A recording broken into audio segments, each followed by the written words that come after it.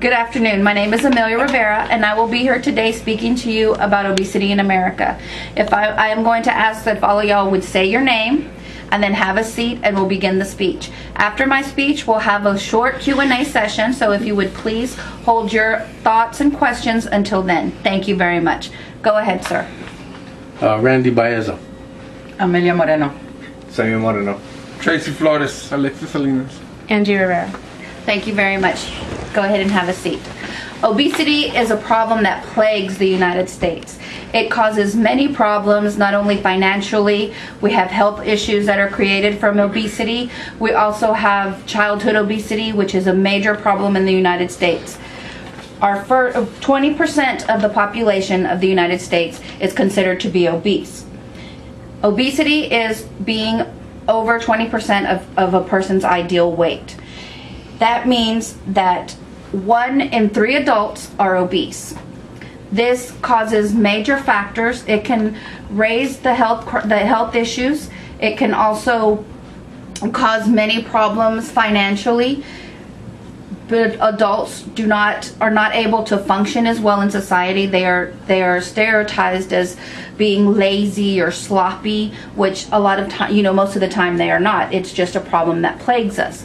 13 states out of the United States are over 30% obese in our life. This is a problem that can be caused for many reasons. One, it is caused by our economy. It is more expensive to buy fresh produce at the store than it is to just drive by and pick up a 99-cent hamburger, let's say, from the local drive-through. Also, it's more common to have two income families because of the economy as well. Mothers are not as their role as they used to be stay-at-home moms and be able to take care of the family and have home-cooked meals when they get home. Time is another problem. It is easier to just drive by or go to the restaurant instead of have to stay home and get more time out of your busy schedule to cook, let's say, a home-cooked meal. Fast food restaurants are very convenient. You can always just go by and buy something as easily instead of going home and cooking. The children we're more socialized. We have computers, we have video games, we have the social networking that children are more interested in as opposed to going outside and playing after school. I think this is a major cause of our problem is the video games, because it used to be that children would go out and play all until it was dark and run around, that was their favorite time after school, and now they can't wait to finish their homework and come home and be able to play their video games or see what their Facebook is, what's going on Facebook. Also, the television is a major factor. There are so many shows that everybody has one or more televisions in their home, so therefore that causes a major problem, as opposed to back in the 50s where we really didn't have very many television sets while the mothers were at home. It can also be a very financial burden on families. It can cause it can cause high blood pressure, diabetes, heart attack, and stroke, and sometimes it can even cause death. This, because of all these illnesses, it may increase the cost of our health insurance, because we have to have these all new medications, and so many people are on different medications that our health insurance skyrockets because of this reason. Childhood obesity is a major problem in the United States. 1 out of 3 children of our country is obese. This is a major problem childhood obesity has just skyrocketed in the last 10 years. When it was not a problem, it is now a problem. Children go through puberty at an earlier age because of their health issues. They have problems, so therefore their bodies are not developed as such. And according to the CDC, this is a major problem in the United States. This is a fast-growing issue that we need to take very seriously. A lot of some stations like Nickelodeon are now have certain days that they do not have shows on to help promote the children to go exercise and have activities outside as opposed to staying at home and watching TV.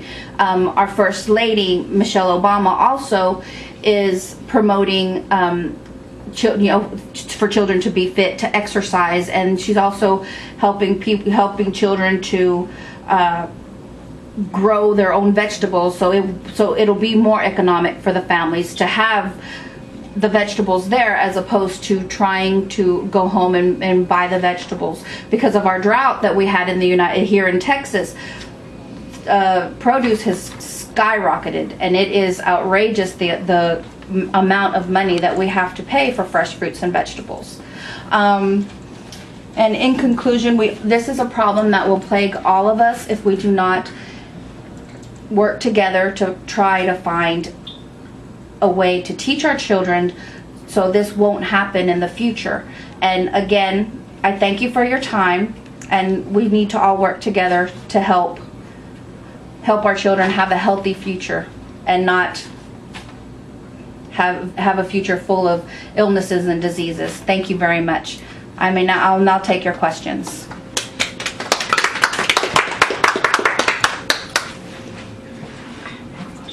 Yes. Yes, I'd like to know, what do you suggest that we do about kids and adults as well to, lower their chances of being obese? That's a very good question. I suggest when the children get home, instead of staying home and watching a television show, take them out. Take them to the park. Take them to go run around. Make sure they're in lots of activities such as soccer, baseball, all those fit health activities. Make it a fun thing, because as families that work, we have a very stressful day. We want to come home, and the only thing we want to do is just sit down and just relax.